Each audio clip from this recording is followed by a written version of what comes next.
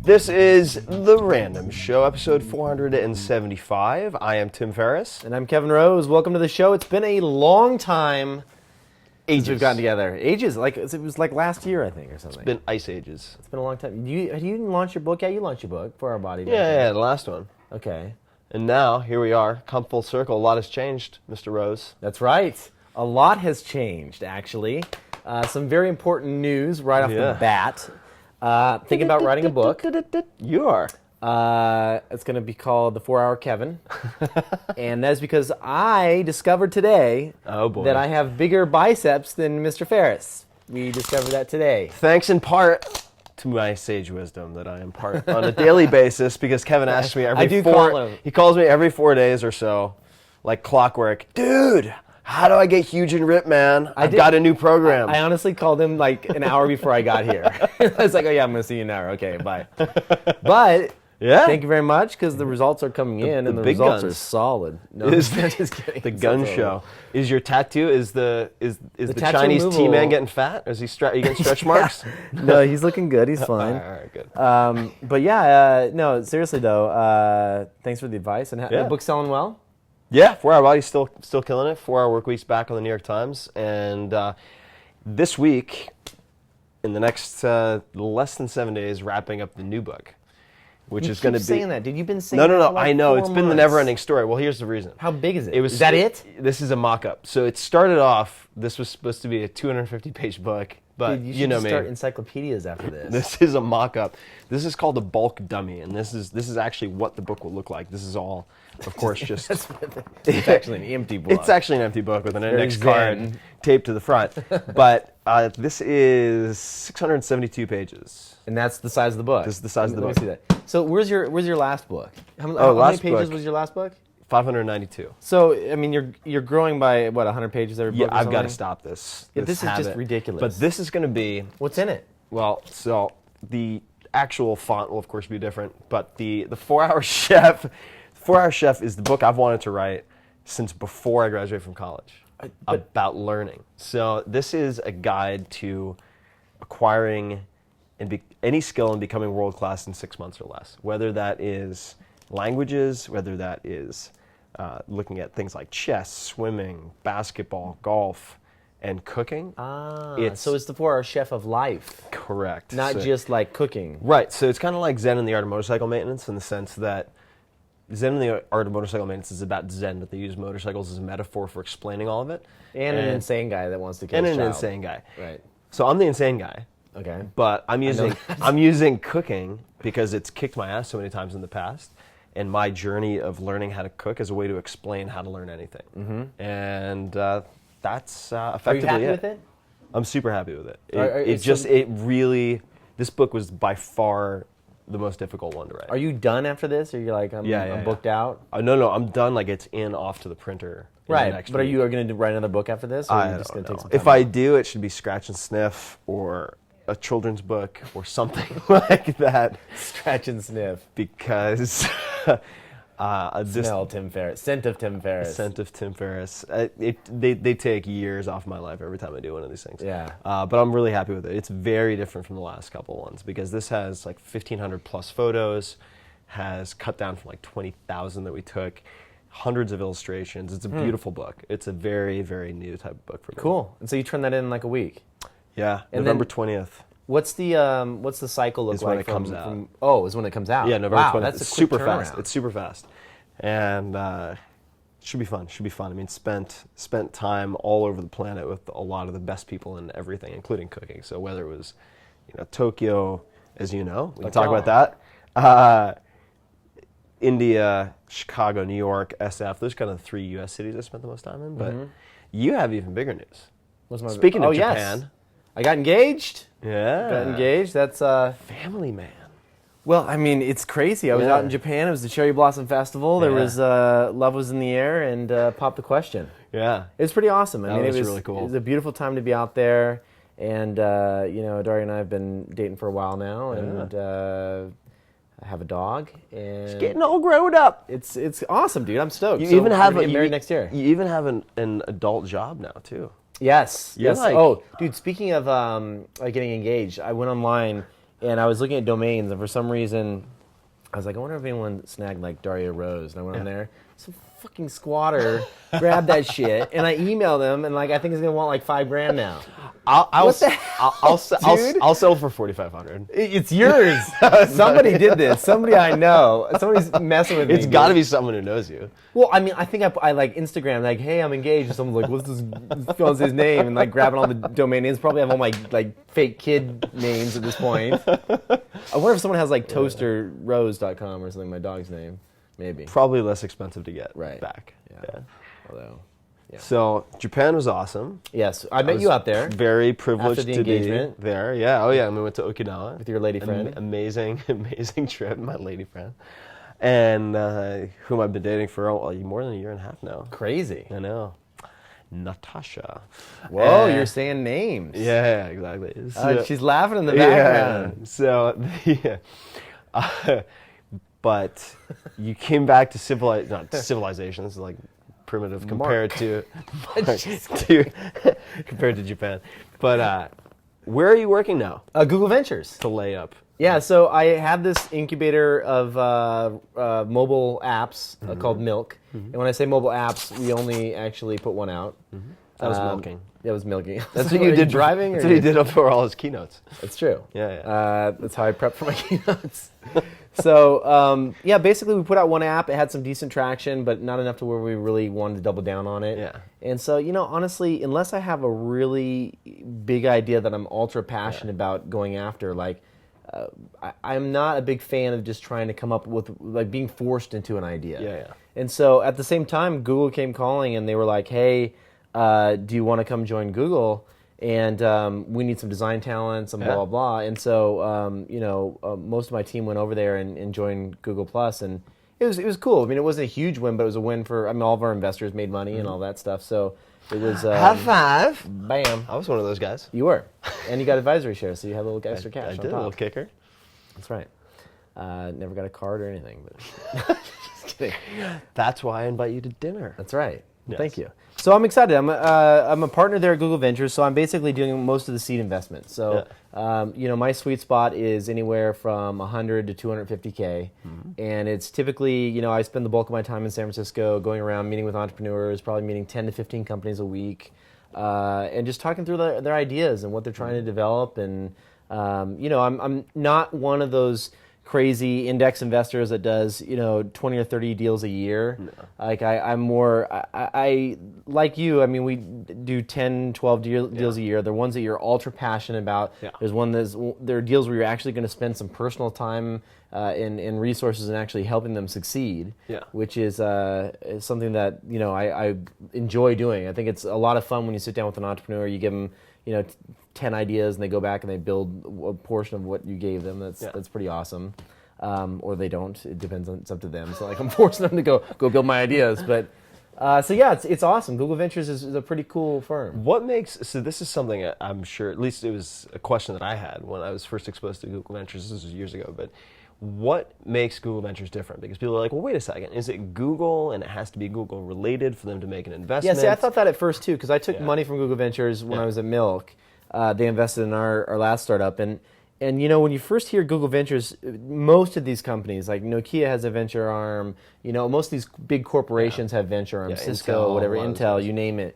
And typically their investments are strategic to the corporation. So they have to somehow be developing some type of tech or something that furthers that whatever the parent company is. Mm-hmm. And so for Google Ventures, they look at it, Google proper kind of looks at Google Ventures as an investment arm. Yeah. And not necessarily, they want us to make money and they want us to invest in whatever we want that will further technology. Yeah. So, I mean, it can be competitive with Google. And there's a few examples of some investments that we have today that, there would be pieces of Google that are competitive with some of our investments.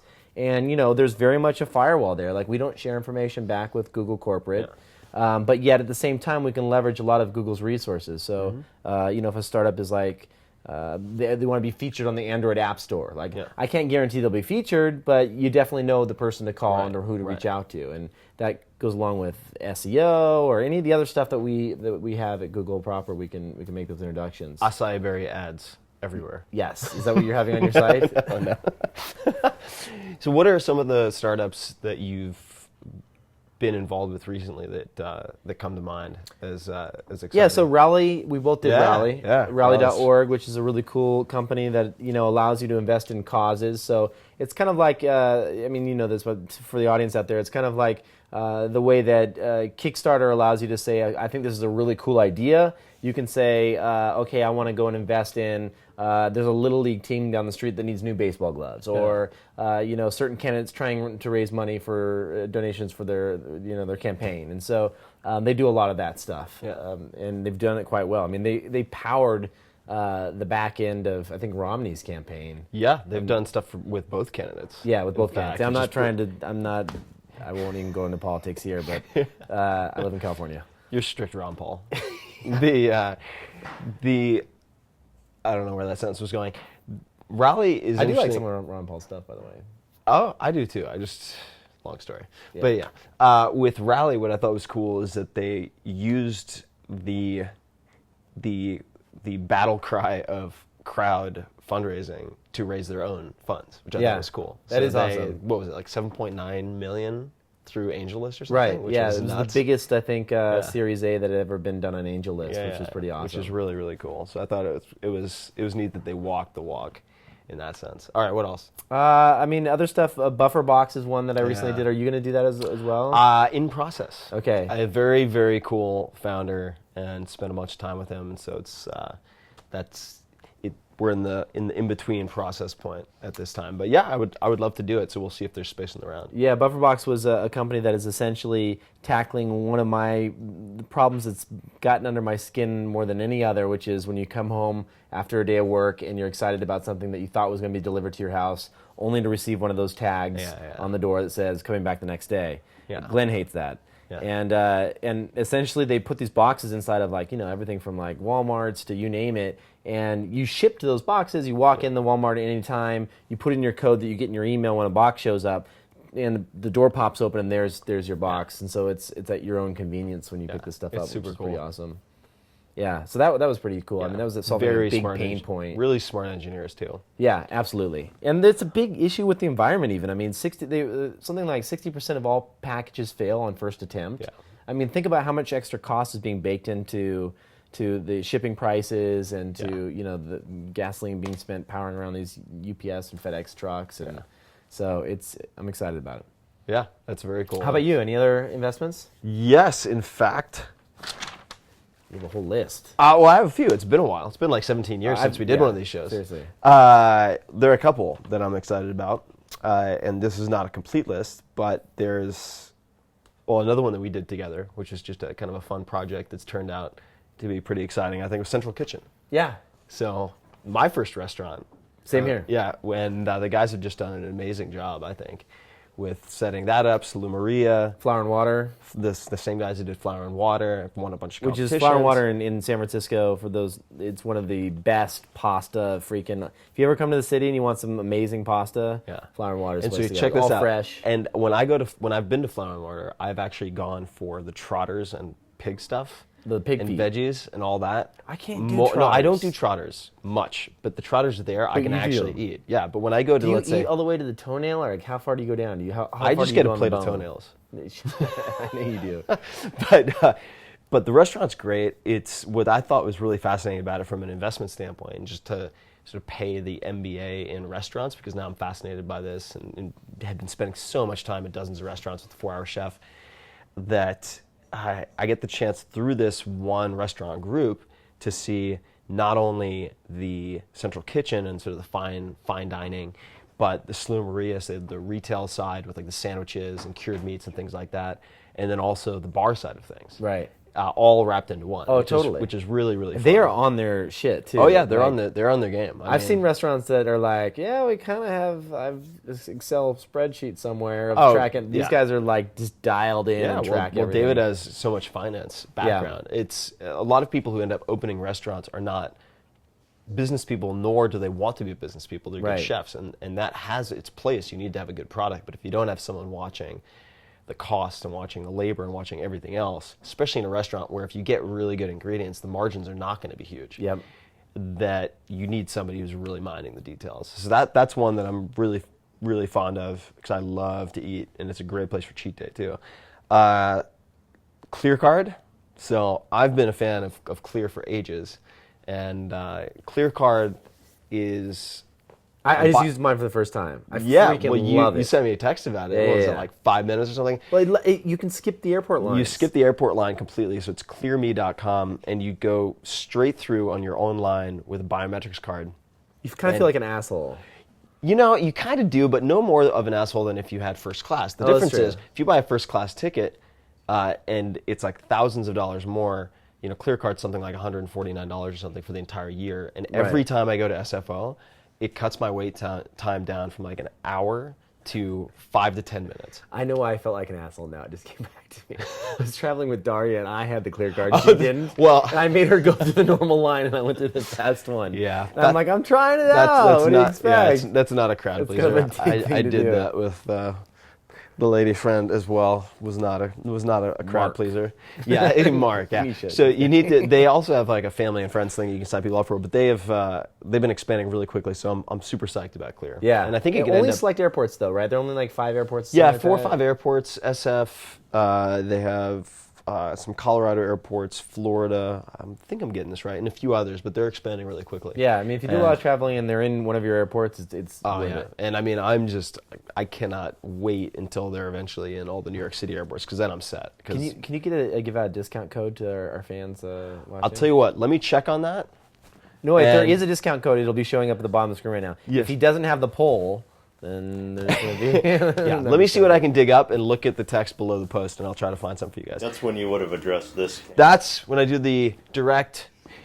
But wait, there's more. That's right. PBS address. Check the text below the video. All right, I'll try to keep this short. There are a bunch I'm super excited about. Vitana, which is a nonprofit.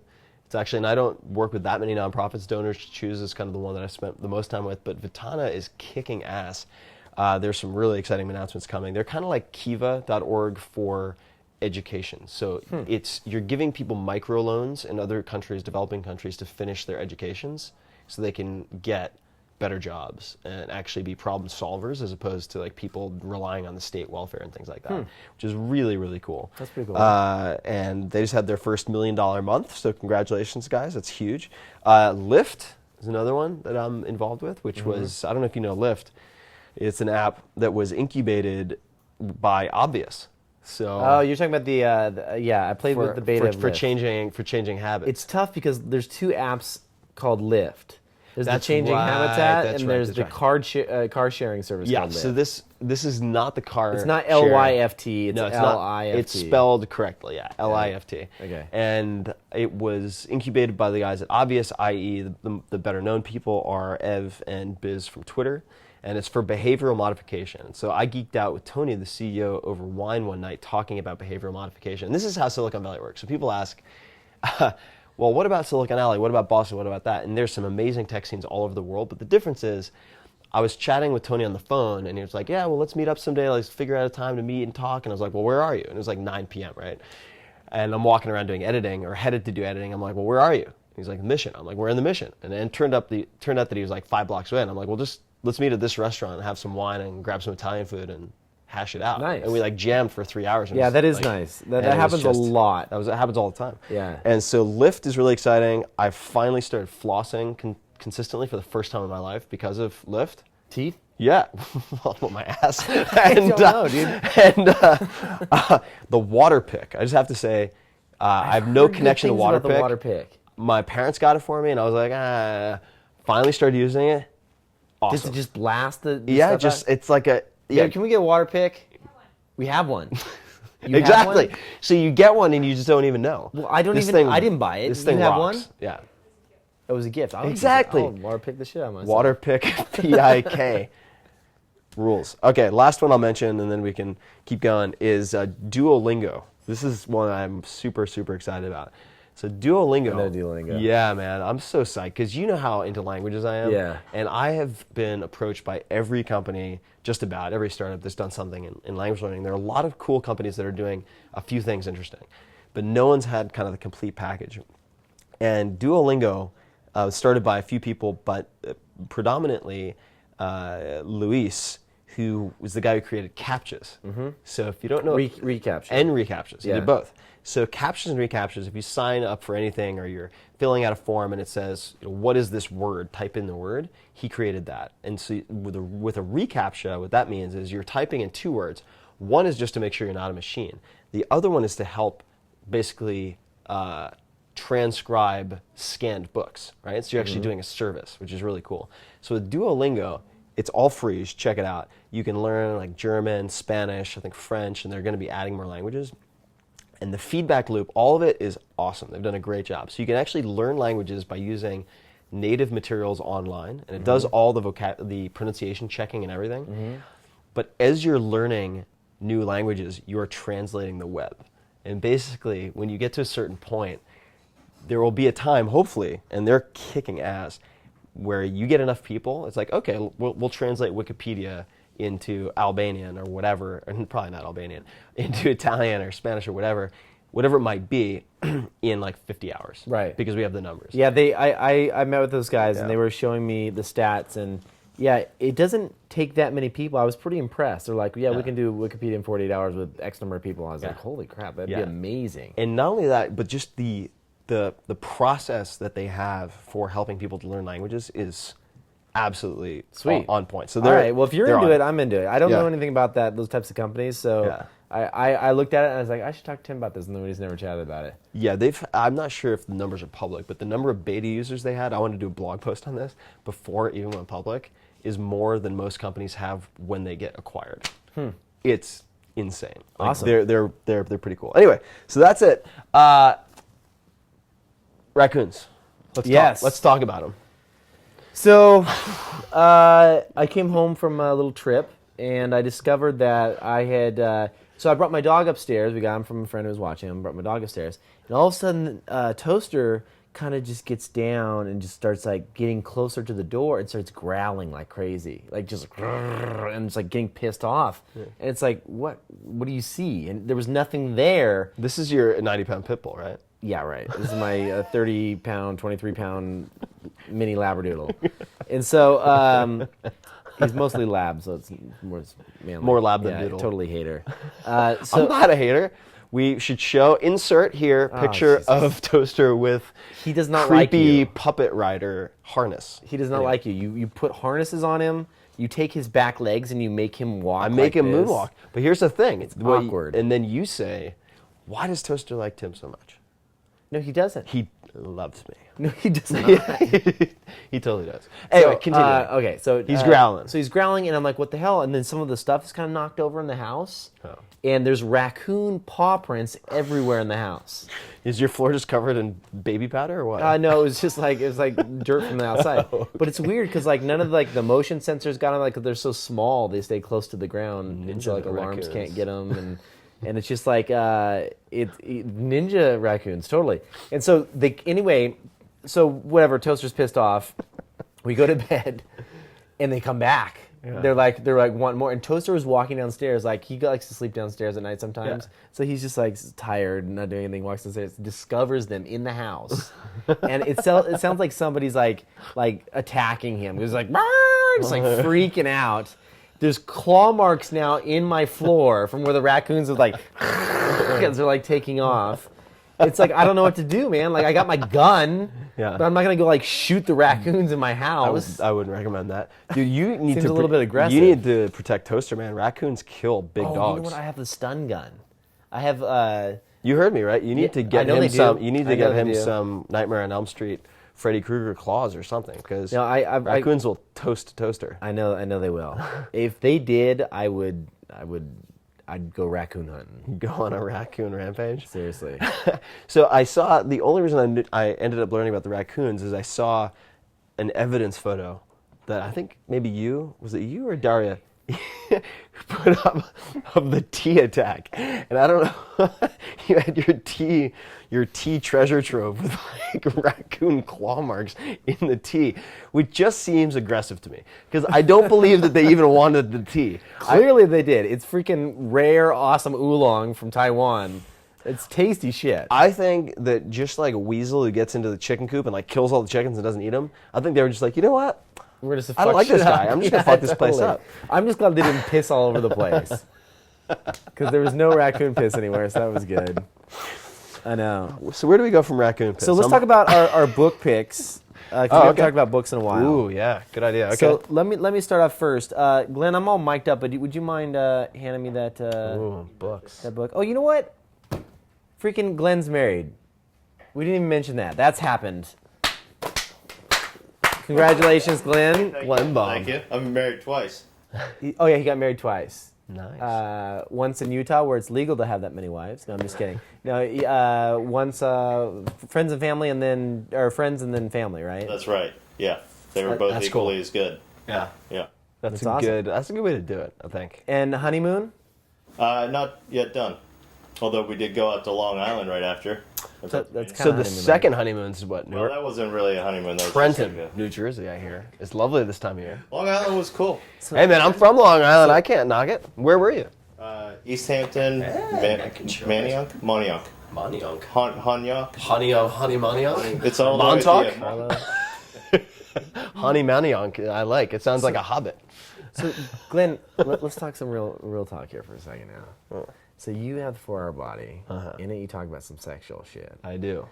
What can Glenn do for his like, his little 4-hour penis? Yeah, like, not the 4-hour penis, Glenn. Like, what can he do to give him a little bit of boost during his honeymoon if he wants to like? I'll impress impress the new lady. Well, not the new lady. I will give New a wife. tip that I've never. Then this is off-label use, so you need medical supervision and prescription. I'll give a couple of tips. So number one would be cholesterol loading. So you could use like ribeye steak plus egg yolks. Probably not going to go over well with the lady. He's vegetarian. She's Well, this vegetarian. has to be hypothetically speaking the night before the big night when you want to like powwow. You eat it. You rub eye all over your loins. Yeah, of course you eat it. And Take a tube steak, you're wrap right. around. You could actually, all right, for vegetarians, you could actually use coconut oil. It's very good with myristic acid and very high in saturated fats. You could attempt it with that. That's What does that do? That's part one. It spikes his So testosterone? cholesterol is a precursor, molecularly very similar to testosterone. So you up that, number one. Number two is if you want to really, really impress Peter North style, then you could hypothetically talk to a doctor about using Clomid. So Clomid, What wouldn't you just have some clomiphene Viagra at that citrate. point? No, because Viagra gives you a hard penis. Clomid gives you increased seminal volume. Ladies want that. I don't know. You said impress. They don't want a depends fire on hose. Depends on the lady. I think it depends on the lady. They don't like. Have you supplemented that to like? I am just saying. You're like, ma'am.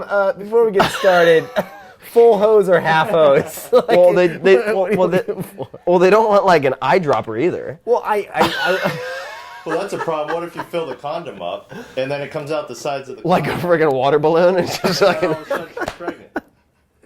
Are Well, you still this wearing is- condoms. Oh, Not on your Jesus. honeymoon. I mean, there's birth. Well, I tell you, there are a lot of ways to impress a lady. So right. it could be like a Russian dance. It could be Clomid. I don't know.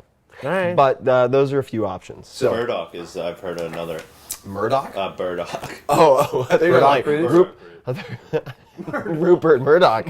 How does he fit into all this? Burdock root could be. It's tasty stuff, Burdock. It's like the. Yeah, it is right. It's like the sofrito of Japanese cuisine. All right. So my book. My book is nothing to do with this stuff we just talked about.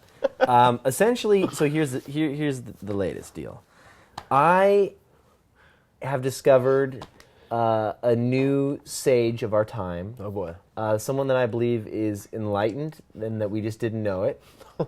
And I think that there's a lot to learn from this man, even though we're in our mid-30s.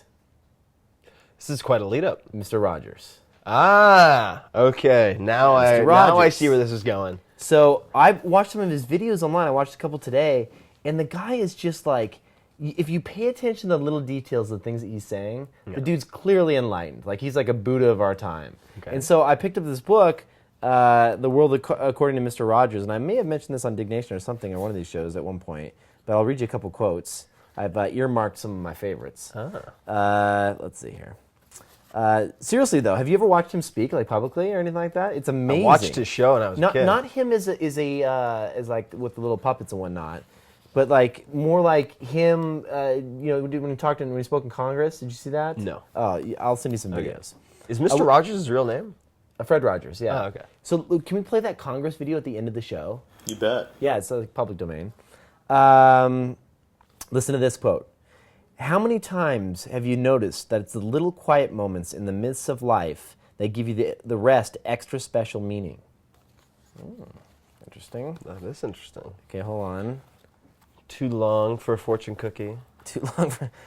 Too short. I had some really good ones here. For a magazine article. Bite-sized. Development comes from within. Nature does not hurry, but advances slowly. That's fortune cookie action right there. That is fortune cookie action. Listen to this. I like to swim, but there are some days I don't feel like much like doing it, but I do it anyway. I know it's good for me, and I promise myself to do it every day, and I like to keep my promises. That's only one of my disciplines, and it's a good feeling after you've tried and done something well. Inside you think, I've kept at this, and I've really learned it, not by magic, but by my own work. That's like half Jack Handy, half Mr. Rogers. It is a little Jack Handy. How about this one? Understanding love is one of the hardest things in the world. I agree with that. Yes. Whoa. Hey-o. Woo! Anyway, Tempest. Do watch the video at the end. I will. Listen to some of his quotes. He's amazing. Oh, man. well, he was amazing, no doubt. I don't we need another Mr. Rogers. But wait a in the second. world. You were telling me about a rumor. Rogers related a rumor earlier. Oh, well, that was not true. I heard a rumor. This is what actually got me back into Mr. Rogers. Some guy on the bus when I was traveling back from Seattle like a week ago. Some guy taking the Greyhound back from Seattle. Yeah, pretty much. No, on the bus to the airport okay. from the rental car place. Some guy on the bus. He brought up the. He's like, yeah, Mr. Rogers was a sniper back in the Vietnam War. And I'm like, what? And he's like, yeah. He's like, you ever see Mr. Rogers in a T-shirt? I'm like, no. And he's like, he's all tatted up, sleeves. And I'm like, shut up. Like, I was like seriously upset. Like, Mr. Rogers is like tatted and a freaking sniper. Like, apparently he had the most confirmed kills, like, or something. Chris Kyle of his age. So on Snopes or whatever that site is. Snoopy Dog. It was proven as a 100% rumor. Or not rumor, but just bullshit. Another word for rumor. Right. What other books? Any other books that come to mind? I'm buying time because I'm thinking about. Steve Jobs' book was good. Haven't read that yet. I thought that was a really good one. Benjamin Franklin autobiography by Isaac Offerman. It was Isaac Offerman. Asimov. Yeah, the guy that wrote the Steve Jobs book. He did it. Walter Isaacson, you mean? Yeah, Walter Isaacson. That's it. That's right. So he wrote a book on Ben Franklin that... Oh, that's a good book. That I've heard is phenomenal. Yeah, so I interviewed for Walter Foundation... Isaacson's Ben Franklin. Elon Musk, the creator of PayPal, Tesla, SpaceX. He was my last interview on Foundation. He's a baller. And that was one of his top books that he recommended. So it's great. I picked that up as well. Especially the first half that talks about his entire development up to the point that he became a diplomat and politician. Really, really fascinating stuff. He's a fascinating dude. Elon said he was an entrepreneur at heart. Oh, yeah. Well, he was a printer. He was a really successful printer. It was really funny. He was also a very good pitchman in the sense of media. He was really good with not only writing, he wrote all of these letters to the editor to his own newspapers as other people to fire people up and create these public debates. But he's a really funny guy. One of the things he also did was even when he had his printer running on autopilot with all of his employees and stuff, he would take a wheelbarrow full of like barrels of ink and stuff and walk up and down the street to give people the impression that he was working really hard, like the hardest working man in show business. He was a joker, like really, really smart guy, but very funny character awesome. too. Yeah, really funny. All right. So Elon Musk and Tim Ferriss say it's a good book. Definitely you should pick it up. Yeah, it's a good book, a long book, but it's a good one. Get I it got on it on Audible. get it on Kindle. Recommendation to people for Kindle also, if one of the best ways to assess whether you want to read a book or not is to look for the most popular highlights on Amazon, on the Kindle site, and read the most popular highlights. And you can get a very good indication of if it's a book you want to read or not. Have you heard of this new thing on Kindle that I think is brilliant? That essentially, this just came out not too long ago, that you can read a book on the Kindle. So when you buy your Kindle book, you pay an extra $3 or something on top of the book, and it gives you the audio portion as well. Oh, I haven't And seen then that. what happens is when you're reading on your book and you stop reading and you hop in your car and you fire it up on your phone, it automatically takes over where you left off on your book. Oh, for audio? Yeah, and then you That's stop cool. the audio and you get back to your book and it That's flips cool. to the right page. That's super cool. Isn't that awesome? That's really cool. Yeah. That's because Amazon owns Audible, don't they? Right. That's so cool. Future. So, all right, I have two books that come to mind. The first, just because it's relevant to what we were just talking about with Ben Franklin, is Trust Me, I'm Lying, which is by a friend of mine named Ryan Holiday, and he is director of marketing for American Apparel. So it's basically about how people manipulate the media, how to defend against it, the risks and so forth related to pitching blogs, working with blogs, page view journalism, and the risks of page view journalism. It's basically a guide to managing and understanding the media in a digital age, and that was a fascinating book. Has a lot of case studies. Which I found really fun. That sounds awesome, actually. And Ryan's a smart guy. He has written guest posts on my blog about Stoicism and other things before. He's actually one of the guys who introduced me to a number of Stoic thinkers I had not been exposed to. The second book I'll mention, because I've been mostly writing, so I haven't been reading much. Masterpiece. Best audiobook I've ever heard in my life. And 50 Shades of Grey. the 50 Shades of Grey in fast forward. No, I listened to The Graveyard Book by Neil Gaiman.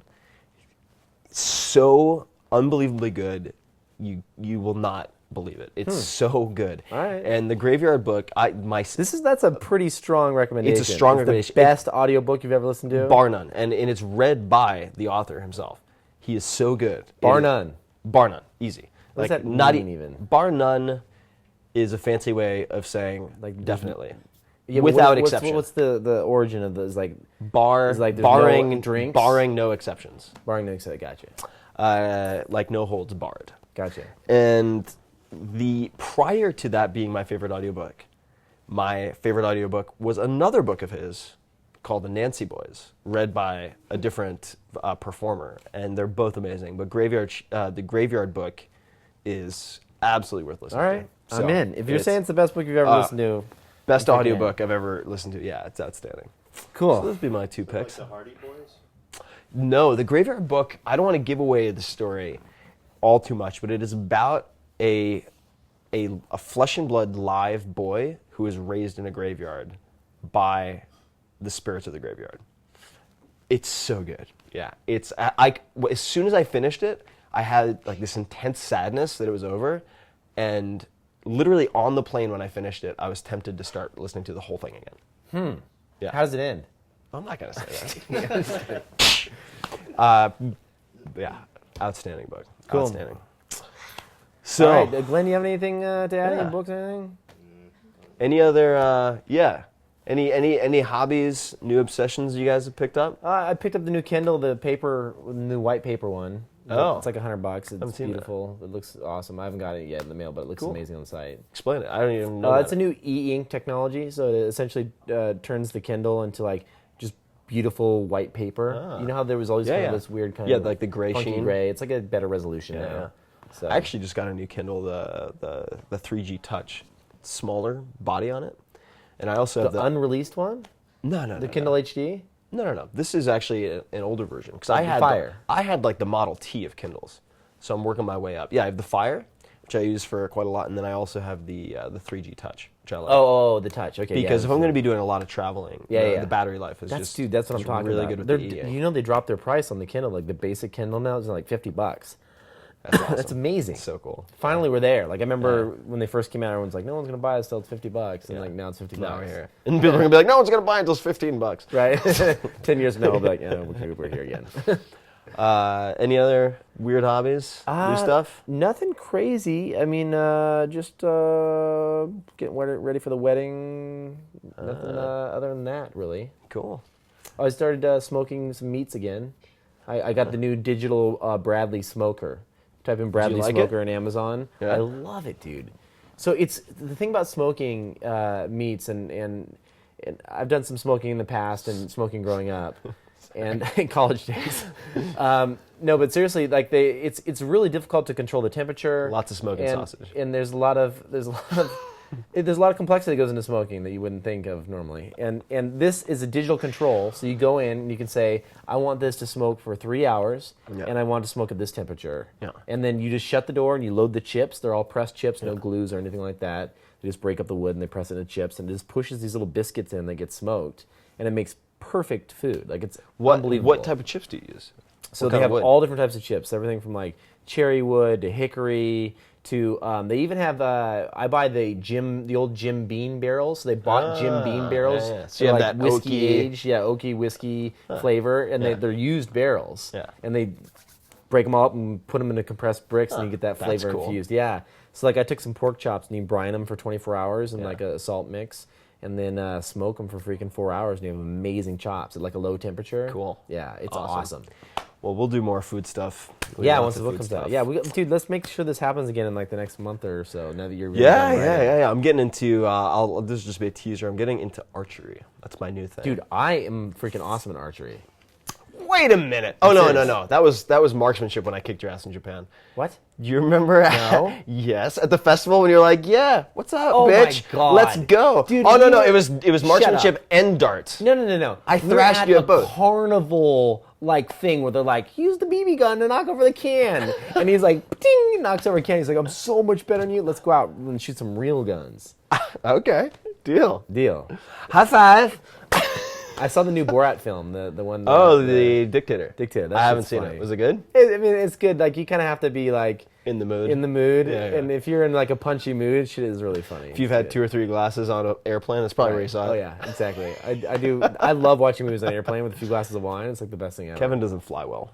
I'm a lot better now. Yeah, I used to hate flying without at least 4 or 5 drinks, and now even if the flight's like 10 in the morning. No, now, yeah, it's true. I would like, not 10 in the morning, but like I would hate those flights because I couldn't drink. Yeah, right. But well, anyway. dude, lots to talk about. There's a lot. We'll do another one of these sooner. Not like in 2015. Yeah, we'll do one soon. All right, cool. Thanks for watching. See you guys. Mr. Rogers up next.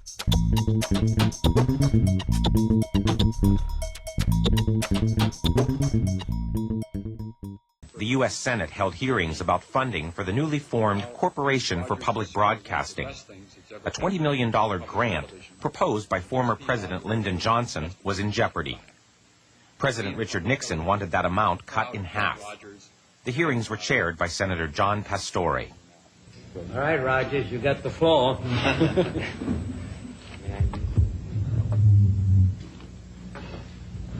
Senator Pastore, this is a philosophical statement and would take about 10 minutes to read, so I'll not do that.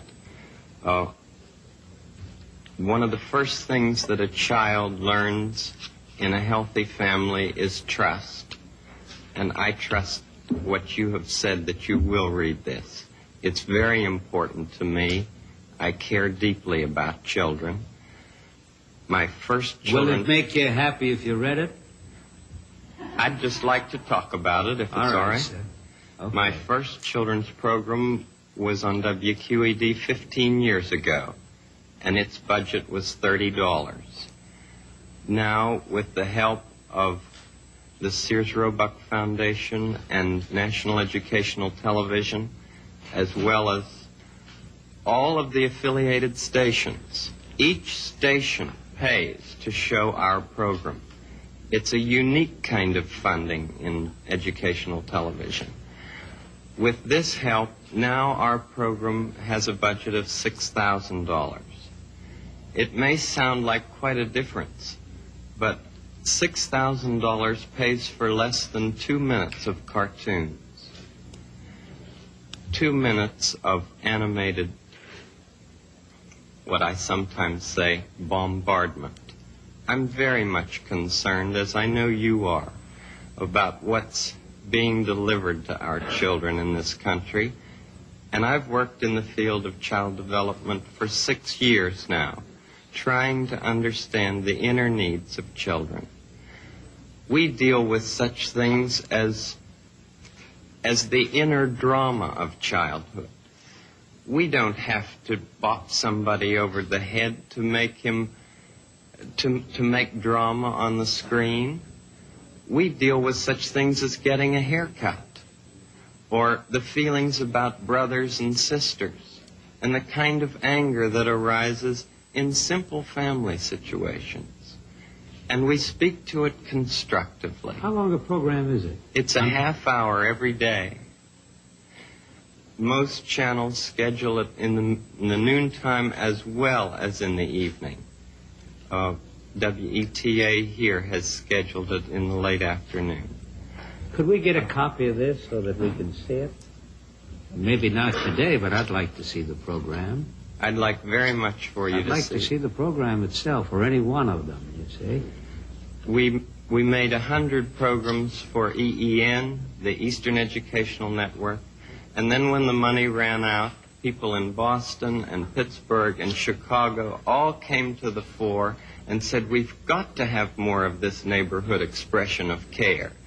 And this is what I give.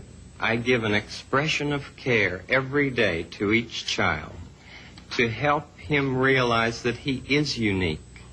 I end the program by saying, you've made this day a special day by just your being you.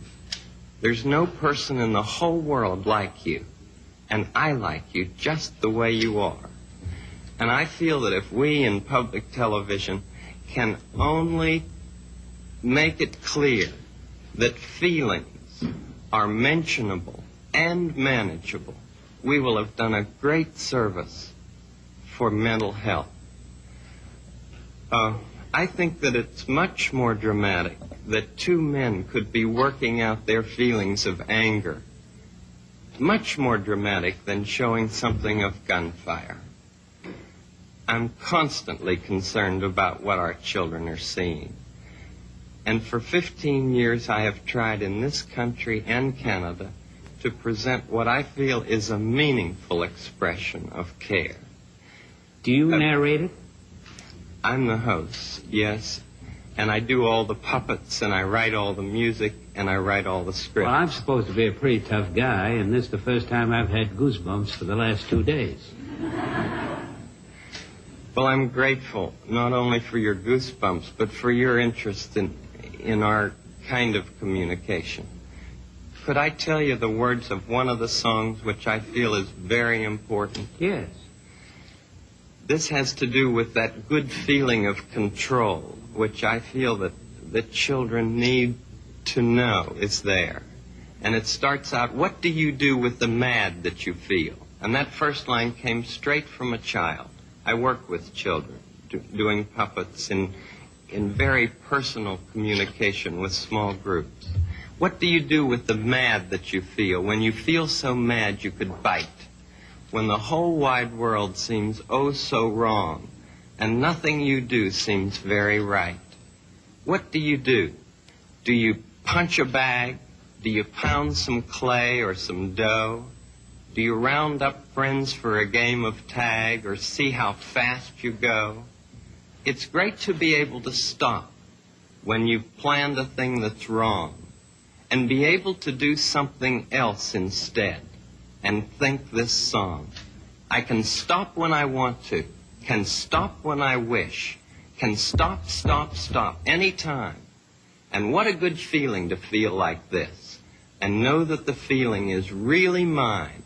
Know that there's something deep inside that helps us become what we can. For a girl can be someday a lady, and a boy can be someday a man. I think it's wonderful. I think it's wonderful. Looks like you just earned the $20 million.